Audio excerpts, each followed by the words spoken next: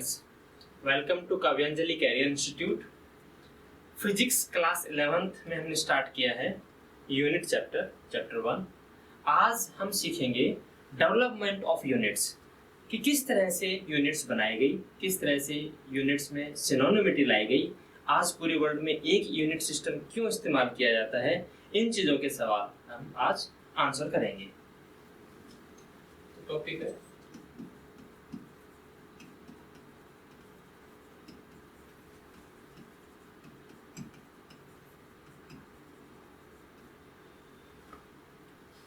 Starting की जो civilisations थी around the world, Chinese, Indian, Mesopotamian, Egyptian, Greek, Mayans, Aztecs, जो ये सिविलाइजेशंस थी, स्टार्टिंग में उनके सामने प्रॉब्लम आई कि जो फूड उन्होंने उगाया है, जो फूड ग्रेन्स उन्होंने कलेक्ट किए हैं, जो फूड आइटम्स वेज या नॉन वेज उन्होंने कलेक्ट किए हैं, उनको कैसे डिस्ट्रीब्यूट किया जाए, क्योंकि हर कोई तो फार्मिंग नहीं कर रहा है।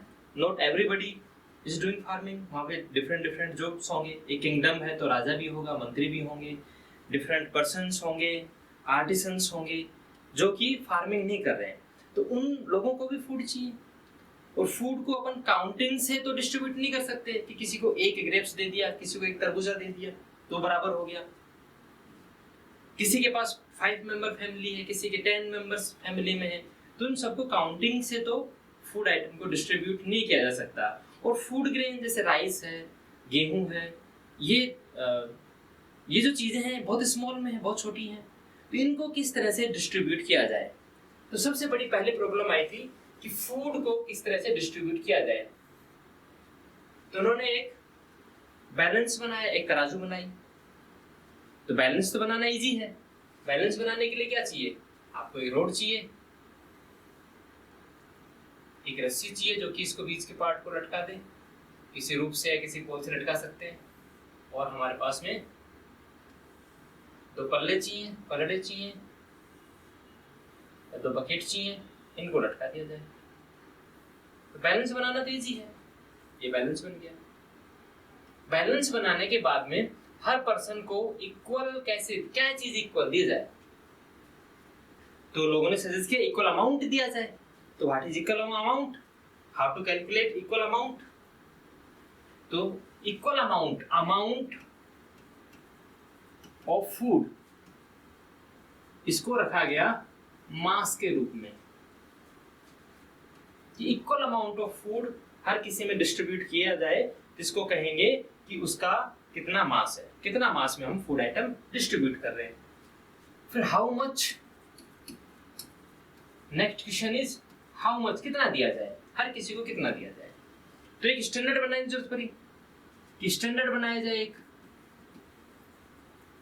अब स्टैंडर्ड क्या हो, तो कोई भी जो समझदार आदमी था उसने क्या किया होगा, वो एक ऐसा आइटम लेके आएगा, रिवर में गया और एक स्टोन उठा लाया, एक स्टोन लाके उसने रख दिया ऐसे। तो ये स्टोन हमारा जो है वो स्टैंडर्ड है। ये क्या है, स्टैंडर्ड भी है कि हर साल हम इस स्टोन को नहीं बदलेंगे, यही स्टोन काम आएगा। यदि कोई ऐसा आइटम, यदि वुड का ब्लॉक यूज किया जाए तो उसको तो दीमक खा सकती है। तो कोई ऐसा आइटम चूज किया जाए जो पेरिसेबल नहीं हो, जो समय के साथ खराब भी नहीं हो। तो स्टोन वो आइटम है, स्टोन खराब नहीं होते टाइम के साथ, डिके भी नहीं हो, टूटे भी नहीं, कोई इसको छोटा बड़ा भी नहीं के, वो चीज हो सकती है, लेकिन इसको सेफ रखना पड़ेगा। तो हमें एक स्टैंडर्ड बनाया गया कि रिवर का एक स्टोन स्टैंडर्ड हो गया। अब इसको कुछ नाम भी दिया जाए। तो अलग अलग सोसाइटी ने अलग अलग नाम दे दिया। जैसे किसी ने कह दिया भाई एक शेर, जो इंडियन सोसाइटी थी उसने कह दिया भाई एक शेर है ये स्टोन। दूसरी सिविलाइजेशन में गए, किसी ने कह दिया भाई ये 1 पाउंड है, उसका सिंबल LV रहेगा। इसी सोसाइटी में कह दिया जाए कि भाई ये 1 kg है। इस तरह से डिफरेंट सोसाइटीज में इस स्टैंडर्ड का अलग अलग नाम रख दिया गया। तो क्या मेजर कर रहे हैं अपन, मास मेजर कर रहे हैं। कैसे मेजर कर रहे हैं, एक स्टैंडर्ड बनाया हमने सबसे पहले। क्या ये स्टैंडर्ड पूरी जो जनता है उसके लिए एक्सेप्टेबल है कि नहीं है। तो ये क्या होना चाहिए, जनरली एक्सेप्टेबल होना चाहिए कि हाँ भाई ठीक है, ये 1 शेर है।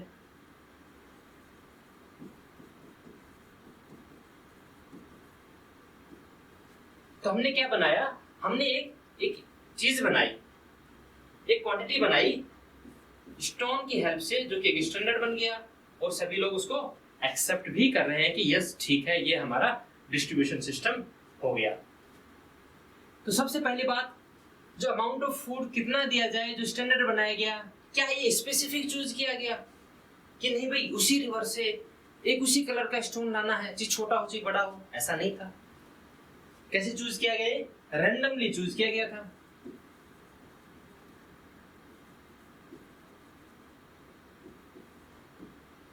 रैंडमली चूज किया गया था। चूजन ऐसा नहीं है कि किसी ने पहले सपने में आया भाई हाँ, या फिर किसी पंडित जी ने बताया भाई ऐसा ऐसा चीज लानी है। अलग अलग सोसाइटीज में अलग अलग रिलीजन, अलग अलग मान्यताएं, अलग अलग परंपराएं, अलग अलग ट्रेडिशंस थे। तो सबने रैंडमली किसी एक पर्सन को भेजा, भाई जो तेरे को समझ में आए वो चीज उठा ला।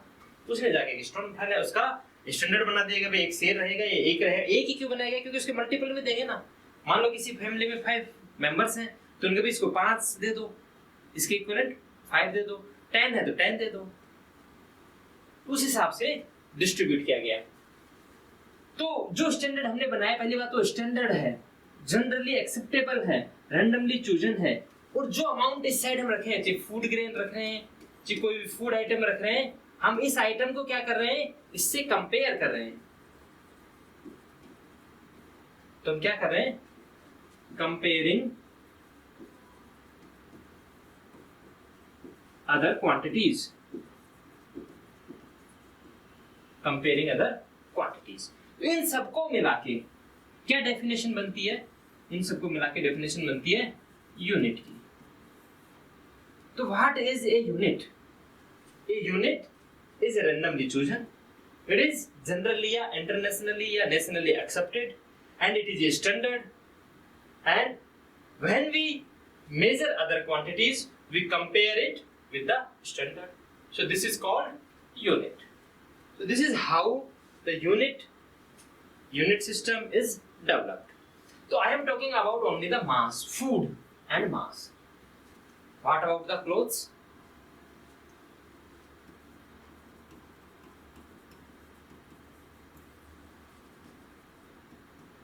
क्लोथ्स को भी क्या मास कितना है? एक पत्थर ले आए, इतने वजन का क्लोथ्स हम डिस्ट्रीब्यूट करेंगे सबको, तो ऐसा ठीक रहेगा क्या? ऐसा तो नहीं रहेगा, क्योंकि जो फाइन क्लॉथ है उस टाइम पे भी फाइन क्लॉथ होता है सिल्क, रेशम, और रेशम बहुत हल्का होता है।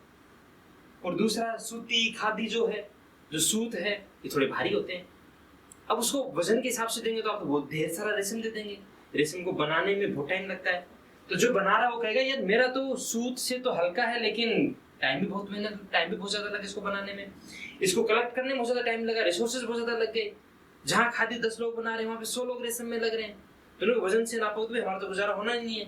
तो जो वहां पे मिनिस्टर्स थे उन्होंने कहा भाई ठीक बात है, तो जहाँ पे रिसोर्सेज ज्यादा लग रहे हैं उसको अपन वेट में तोल दें तो गड़बड़ बात हो जाएगी। तो उन्होंने फिर एक नई यूनिट बनाई गई कि कपड़े को, क्लॉथ्स को कैसे मेजर किया जाए और डिस्ट्रीब्यूट किया जाए। तो क्लॉथ की अपन वेट नहीं मेजर करते हैं, क्लॉथ की लेंथ मेजर करते हैं। तो ठीक है, दोनों काम सॉल्व हो गए, आपके पास क्लॉथ्स भी मिल गए, आपके पास लेंथ भी मिल गई। आप घर बनाओ तो लेंथ से बनाओ, कोई मटेरियल मंगाओ तो वजन से ही मंगा सकते हो, लेंथ से मंगा सकते हो, जहां पे दोनों parties seller and buyer convince हो जाए, संतुष्ट हो जाए, दो पे काम करने चला गया। तीसरी जो फंडामेंटल जो यूनिट बनाई गई, जो बेस रिक्वायरमेंट पड़ी, वो डे के डिवीजन की पड़ी कि आखिर कौन कितना काम कर रहा है, इसको कैसे डिवाइड किया जाए, इसको कैसे वेटेज दी जाए। तो उन्होंने टाइम को डिवाइड किया गया, अमाउंट ऑफ टाइम। अब अमाउंट ऑफ टाइम भी अलग अलग सोसाइटीज में अलग अलग रखा गया है। जैसे इसके पीछे सिर्फ एक हिंट देना चाहूंगा मैं, हमारी काउंटिंग 1 to 10 होती है, लेकिन जो टाइमिंग सिस्टम है 1 to 12 है। तो 1 to 12 क्या है? 12 आवर्स, 0 to 12, 0 to 10 या 0 to 9, ये 10 डिजिट में है।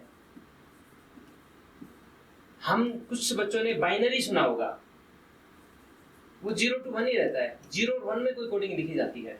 जैसे किसी भी नंबर को आप बेस 12 भी कर सकते हो, बेस 16 भी थे, लेकिन वो फेमस नहीं रहे। तो टाइम का जो बेस था वो नंबरिंग में 0 से 12 का था, यानी 0 से 12 तक चलेंगे, फिर 13 को कुछ नाम देंगे। जैसे यहाँ पे 0 से 9 के अलग अलग सिंबल्स रहेंगे और उसके बाद में 10 को 1 0 करेंगे, तो उसमें 1 भी आ गया और 0 भी आ गया। तो 0 से 12 के कुछ सिस्टम्स थे, सिंबल्स उनके अलग थे, सिंबल्स 0 और 1 2 नहीं थे, सिंबल्स उनके अलग थे, जैसे रोमन सिंबल्स होते हैं उसी तरह से सिंबल्स इनके अलग थे। लेकिन बेस में जो काउंटिंग 0 से 12 होती थी, फिर अगली बार 12 to 24 होंगी, तो उनका कुछ बेस 16 के होते हैं। जिस तरह से बाइनरी में 0 1 ही चलता है, तो बेस अलग अलग होने से बेस 0 से 9 ही नहीं है। 10 डिजिट सिस्टम ही दुनिया में नहीं था, लेकिन ये फेमस हो गया, बहुत सारे लोगों ने एक्सेप्ट कर लिया इस चीज को भी। 0 से 9 जो 10 डिजिट सिस्टम है अच्छा है, 10 बेस सिस्टम अच्छा है। तो 12 टाइम का जो 12 वाला सिस्टम अभी तक एक्सेप्टेबल और चल रहा है। तो टाइम को डिवाइड किया गया, अमाउंट ऑफ टाइम। तो सबसे छोटा अमाउंट ऑफ टाइम क्या होगा? तो स्टार्टिंग में सब अलग अलग था। जैसे इंडिया की बात करें अपन, तो यहाँ पे घड़ी होती है, पहर होता है। पहर क्या है, घड़ी क्या है? जैसे 8 पहर होते हैं 24 घंटे में। यदि डे को डिवाइड करें 24 में तो 8 पहर होते हैं। दो पहर जो वर्ड आया कहां से आया है? दो पहर हो गए, तो 8 टाइम्स 3, 8 टाइम्स 3 24 हो गया, तो 3 आवर्स का एक पहर हो गया। तो दो पहर का मतलब 12 बज गए, इसका मतलब मॉर्निंग कब स्टार्ट हुई? 6 बजे। तो इंडियन सिस्टम में मॉर्निंग 6 बजे माना गया है और दोपहर का बीत जाते हैं 12 o'clock को। तो दोपहर वर्ड हम इस तरह से यूज करते हैं, दोपहर बीत गए हैं। ब्रह्म मुहूर्त क्या है? सुबह, मॉर्निंग से पहले का मुहूर्त, मतलब 6 बजे से पहले का सिस्टम जो हो गया। तो इस तरह से टाइम को डिवाइड किया गया। आज जनरली एक्सेप्टेबल टाइम क्या है हमारा? सेकंड है।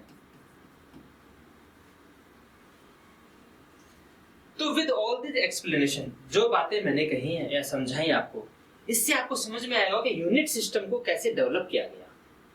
अलग अलग सोसाइटीज में अलग अलग नेम से डेवलप किया गया।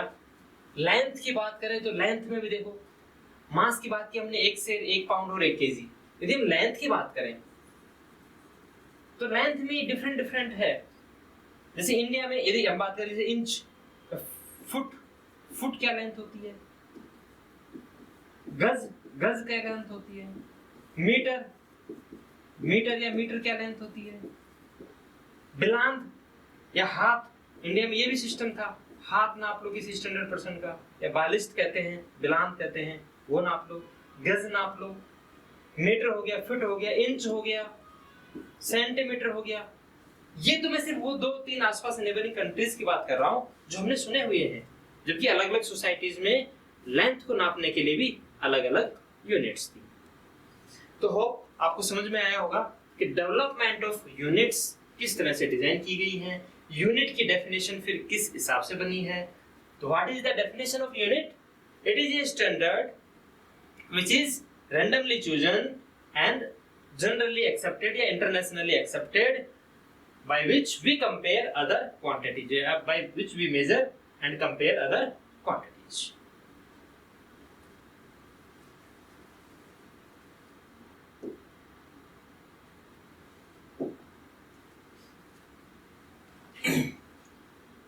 Next, fundamental units.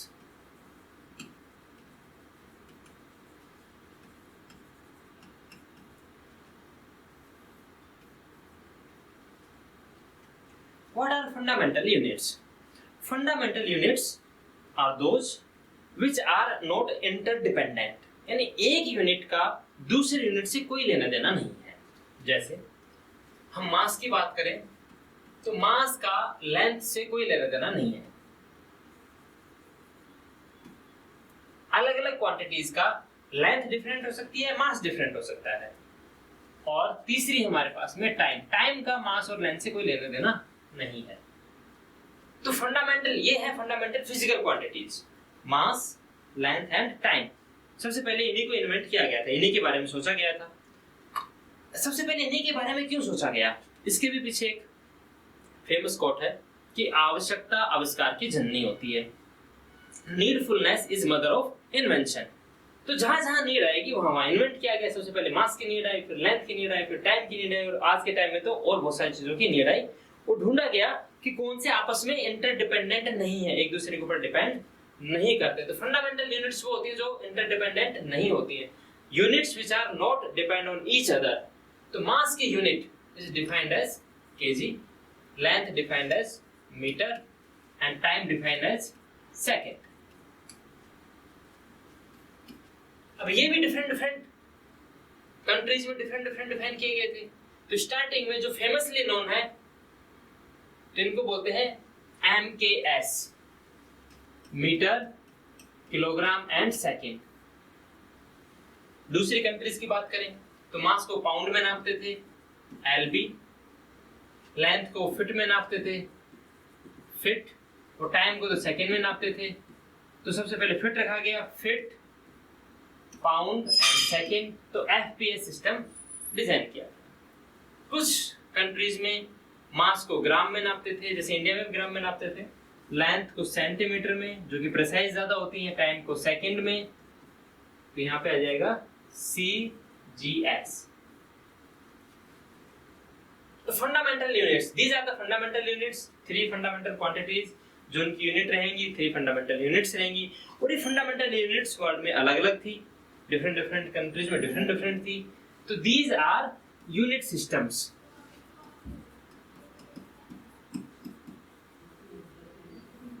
तो फेमसली जहां पे बहुत सारे लोग जो एक्सेप्ट कर रहे थे वो 3 तरह के थे, MKS यूरोप, FPS ब्रिटेन जो कि बहुत सारे वर्ल्ड पे इन्होंने उपनिवेश बनाए, और CGS ये भी कुछ कंट्रीज में फेमस था। अब ये डिफरेंट यूनिट सिस्टम में प्रॉब्लम ये क्रिएट हुई कि यदि कोई आइटम इंडिया में पैक हो रहा है तो अपन ग्राम में करेंगे, किलोग्राम में करेंगे। जब वो आइटम एक्सपोर्ट होता है, लंदन में कोई खरीदता है, उसे देखता है ये क्या लिखा हुआ है, किलोग्राम, ये क्या होता है, हमें तो पता ही नहीं, हमें तो पौंड पता है। तो पौंड पता है तो केजी का क्या करे, तो वहां पे क्या करना पड़ेगा, इसको इसमें कन्वर्ट करना पड़ेगा। तो कन्वर्ट कैसे करते हैं, केजी और पौंड कितना होता है, तो अपन बोलते हैं भाई 1 पौंड इक्वल टू 0.453 केजी, यानी आधा किलो से भी कम होता है ये। अब हम कोई फूड आइटम पैक करें, उस पे केजी लिखें और उस पे फिर ये कन्वर्जन यूनिट भी लिख दें, और सामने वाला इतना कैलकुलेट भी तो होता नहीं कि उसने यदि 7 केजी खरीद लिया, 7.5 केजी हो गया या 75 हो गया, 80 हो गया, उसको क्या कन्वर्ट करता रहेगा, वो नहीं होगा। तो ये जो कन्वर्जन की जो प्रॉब्लम है अलग अलग कंट्रीज में रही। अब कई लोग कहते थे हम राजा, हमारी बात मानो, ये सारा वर्ल्ड में चलना चाहिए। अब ऐसा तो था कि ब्रिटेन के ही उपनिवेश थे, ब्रिटेन की ही कॉलोनीज थी, ब्रिटेन के अलावा फ्रांसीसीज, जर्मनीज, जितने भी यूरोपियन कंट्रीज हैं, अमेरिकन, जिनकी कॉलोनीज तो क्या हमारी बात मानो, गए हमारी बात मानो।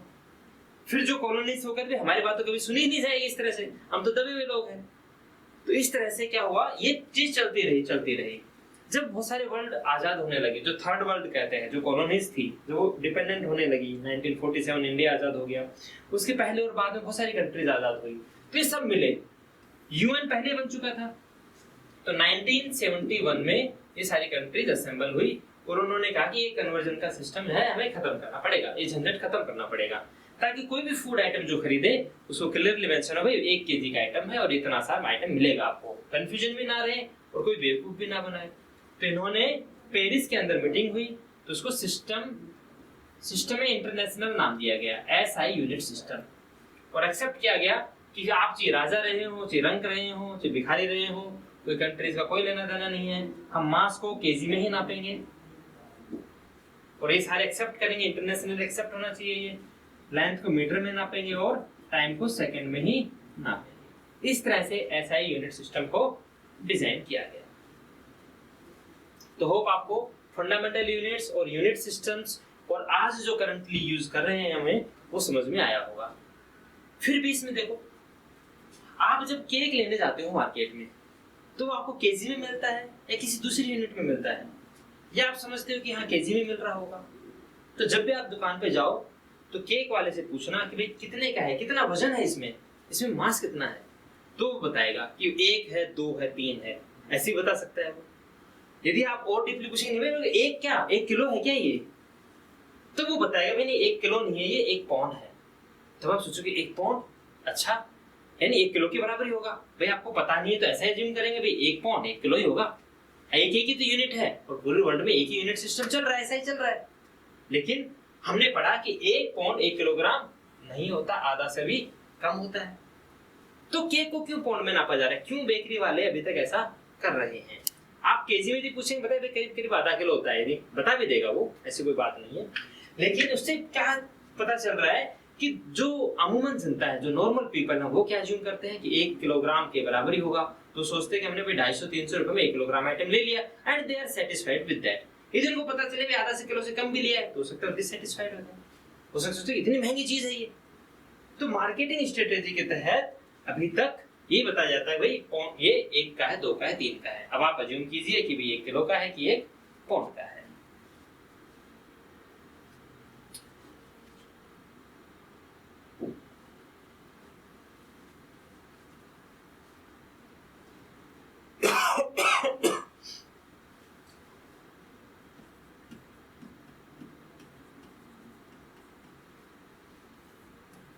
ये टॉपिक हम पढ़ चुके हैं लास्ट क्लास में।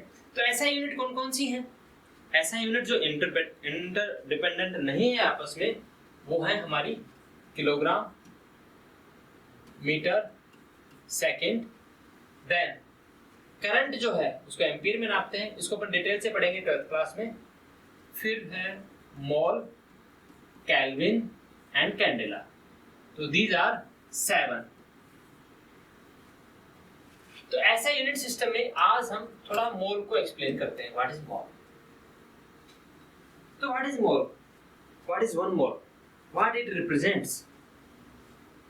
तो जैसे आपने पढ़ा होगा केमिस्ट्री क्लासेस में कि 1 मोल H2 गैस यदि अपन लें तो इसका मास हो जाएगा 2 ग्राम। यदि हम H2 गैस लें और उसका 1 मोल ले लें तो उसका मास कितना आता है? इसका आता है 2 ग्राम। तो मोल क्या मास को रिप्रेजेंट करने वाली चीज है? नहीं, क्योंकि मास तो हमने स्पेसिफाई कर दिया कि हम H2 गैस का मास मेजर कर रहे हैं। वॉल्यूम अगर लेंगे तो कितना होगा? अगर एसटीपी की बात करें, standard temperature and pressure, standard temperature 25 degree centigrade, normal 0 degree Celsius, pressure 1 atm 1 atmospheric pressure. यदि इस पे लेंगे अपन वॉल्यूम की बात करें, volume of 1 mole H2 22.4 litre, इतना होता है इसमें। तो ये क्या चीज है? 1 मोल फिर है क्या चीज? तो 1 मोल ना तो मास है, ना वॉल्यूम है, ना कुछ और है। तो what is 1 mole? Mole is just a number.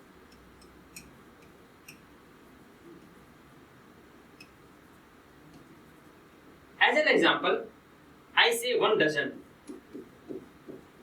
1 dozen क्या चीज है? You will say 12. 1 डजन क्या चीज है? 12. 12 क्या? 12 in numbers. आप कोई भी चीज 12 में ले लो तो आप कह सकते हैं 1 डजन। जैसे नॉर्मली जनरली क्या बात करते हैं? 1 डजन बनानास। बनाना ही खरीदते हैं, 1 दर्जन बनाना दे दो भाई। बाकी क्या हो सकता है? 1 दर्जन ऑरेंज नहीं हो सकती क्या? हो सकती है। 1 दर्जन हाउसेस नहीं हो सकते क्या? वो भी हो सकते हैं। 1 डजन पीपल नहीं हो सकते क्या? हो सकते हैं। 1 डजन सिटीज नहीं हो सकते क्या? 1 डजन प्लेनेट नहीं हो सकते क्या? 1 डजन स्टार नहीं हो सकता? कुछ भी हो सकता है। तो फिर डजन क्या है? Dozen just a number. उसी तरह से मोल क्या है? It just a number. तो मोल कब यूज किया जाएगा? When we measure very small, when we count very small items. अब ये वेरी स्मॉल आइटम्स क्या होते हैं? जैसे एटम बहुत स्मॉल है, दिखता ही नहीं है।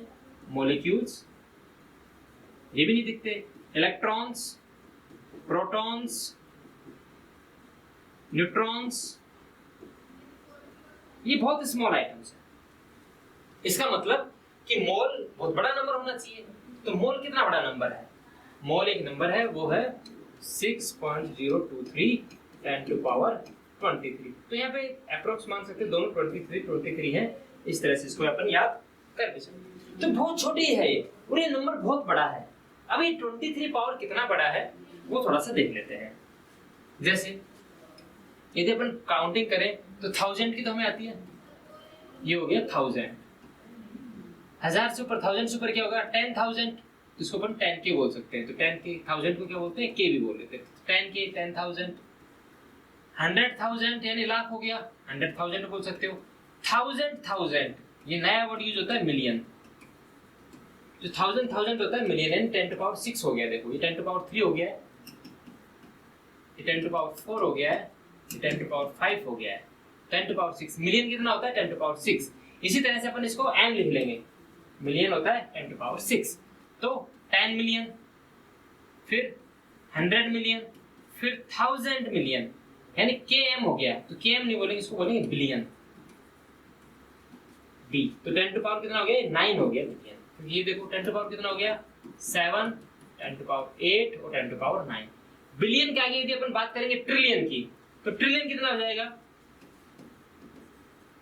Trillion will be 10 to power 12। यदि इस तरह से बात करें, देखो 1000, 10,000, लाख, 10 लाख, करोड़, 10 करोड़, फिर अरब, 10 अरब, फिर अरब के बाद में खरब, 10 खरब, 12, 13, 14, 15 संग पदम तक पहुंचाओगे, 18, 90 तक, उससे भी बड़ा नंबर है। यहाँ तक तो काउंटिंग की ही नहीं है किसी भी वर्ल्ड के किसी भी जो सोसाइटीज है उन्होंने काउंटिंग की ही नहीं है। बिलियन, ट्रिलियन, आगे पता नहीं, इतना बड़ा नंबर क्यों चूज किया हमने, क्योंकि इससे एक स्पेसिफिक चीज निकल के आती है। तो मोल क्या है, मोल जस्ट ए नंबर है। अब इस मोल का यूज कैसे 1 मोल H2 2 ग्राम आया वो देखते हैं। तो H2 क्या चीज है, H2 में H और H यानी 2 टाइम्स H है।